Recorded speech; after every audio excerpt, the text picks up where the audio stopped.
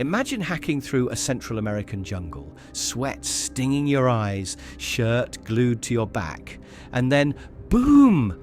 A Maya city rises out of the trees, pyramids, plazas, thousands of people, and not a single electric fan. No aircon, no fridge, no ice, just genius.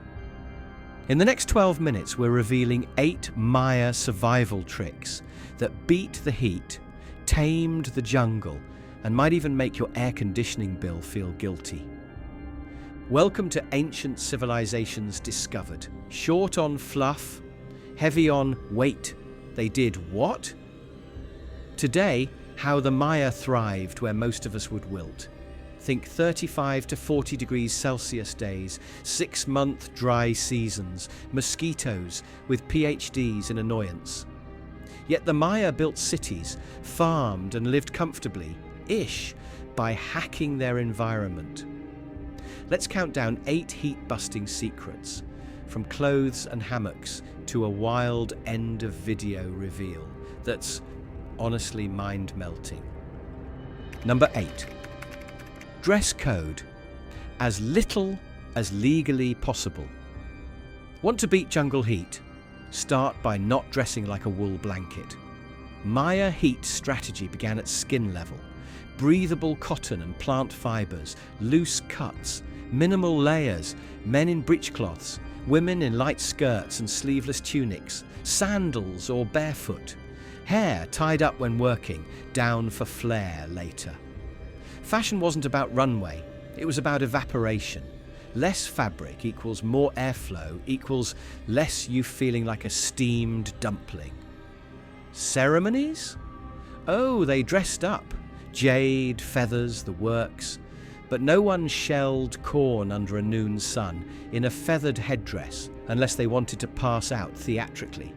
And hygiene mattered. Frequent rinsing in streams or basins in the tropics. Clean equals cooler and less itchy. Could you do a day's work in a breechcloth? Or are you team full gym set in July? We invented moisture-wicking fabrics. The Maya went straight to moisture missing. Number 7. Hammocks and the sacred siesta.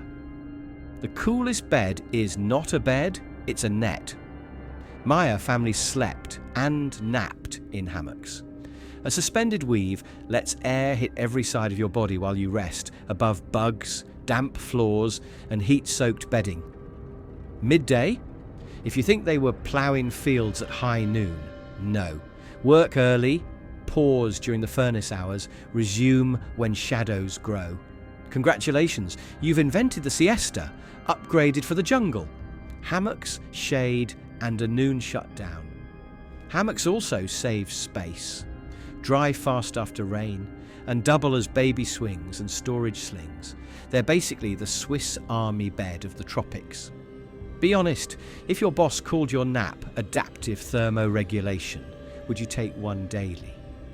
We buy cooling gel mattresses. The Maya said gravity plus net. Same vibe, fewer marketing emails. Number 6. Houses that breathe. Ancient air conditioning.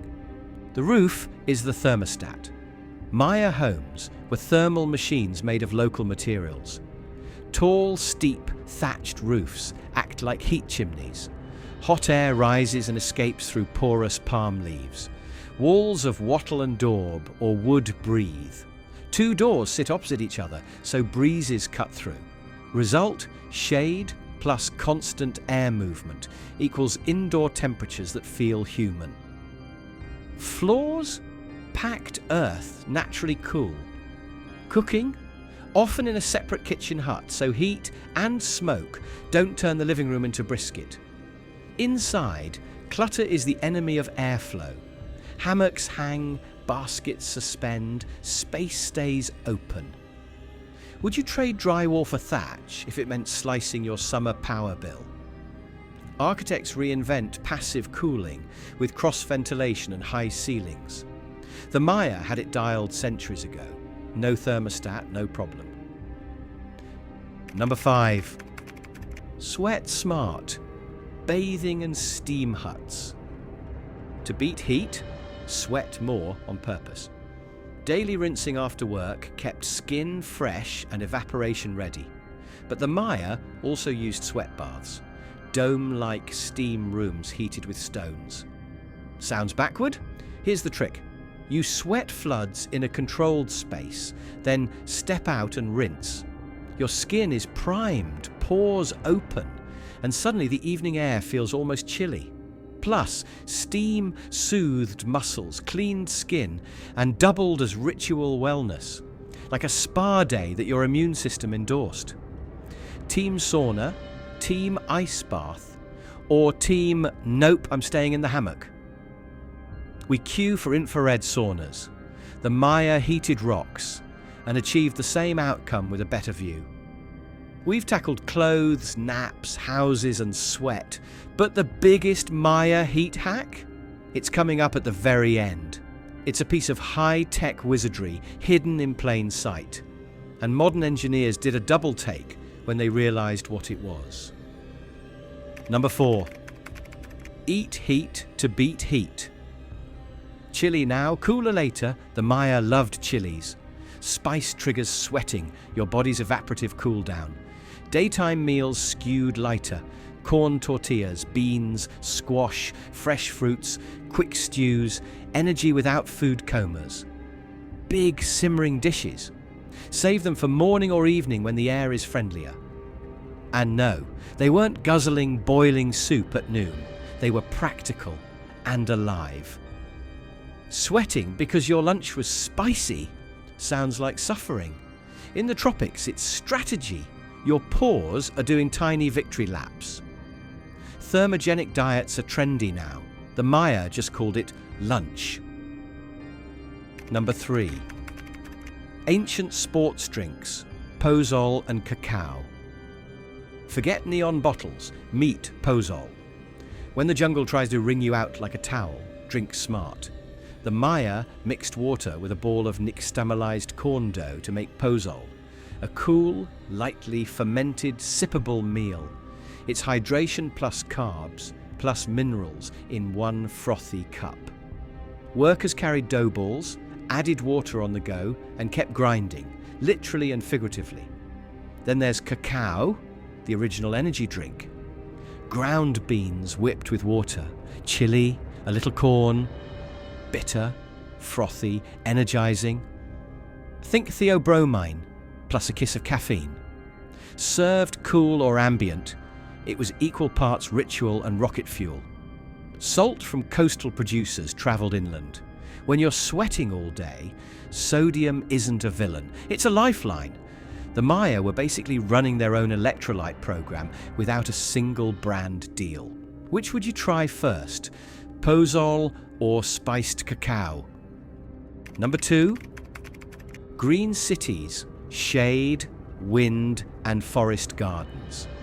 Plant a tree, cool a city. Maya cities weren't just stone, they were green machines. Around key plazas and especially near reservoirs, the Maya cultivated shade trees and plant belts. Leaves cooled the air, blocked brutal sun, and protected banks from erosion. The Maya created pocket park-style shade oases long before modern cities did, literally making their plazas cooler. In the countryside, farmers used milpa cycles and forest gardens, mosaics of crops, fruit trees, medicinals, and regrowth forest. That canopy traps moisture, shelters soil, and lowers local temperatures compared to bare fields. It's agriculture that feels like walking through a food forest, because it is. Today's urban canopy goals and agroforestry models. The Maya would have nodded and said, yes, and? What's one spot in your city that desperately needs trees? We all have one? Number 1. Water mastery, storage, and a mind-blowing filter. No rivers? Make water systems. Half the year could be bone dry. The Maya answered with chulterns, bottle-shaped cisterns carved into limestone and sealed with plaster, and massive open reservoirs linked by channels. Courtyards and rooftops sloped to catch every drop. Families dipped into home cisterns. Cities drank from big communal ponds. Smart overflows, settling basins and plant belts kept the water usable through the worst heat. And here's the end reveal from our cliffhanger. At least one Maya city built a high-tech water filtration system using quartz sand and a volcanic mineral called zeolite, a natural molecular sieve. Rainwater entering a main reservoir first percolated through that filter bed, stripping out nasties before anyone drank. No chrome faucet, no lab coat, just observing nature, hauling the right rocks and letting physics work. Why this matters? In extreme heat, bad water knocks you out fast. Clean water keeps you working, thinking, living. That filter, hidden for centuries, shows the Maya weren't just tough. They were innovators who could out-engineer their climate. Which blows your mind more? The idea of city-wide rain capture, or the stone and sand filter that still impresses modern engineers? So, could you thrive in Maya heat? You dress light, nap smart, live in a breathing house, steam clean the stress away, eat spice to cool down, sip corn-powered sports drinks, plant shade where you live, and trust your water system because you built it. The Maya didn't wait for the jungle to be kind, they co-designed with it. If this gave you a few "I'm stealing that" ideas, hit like, drop a comment with your favourite hack. Team Hammock? Team Pozole? And subscribe for more ancient survival brilliance.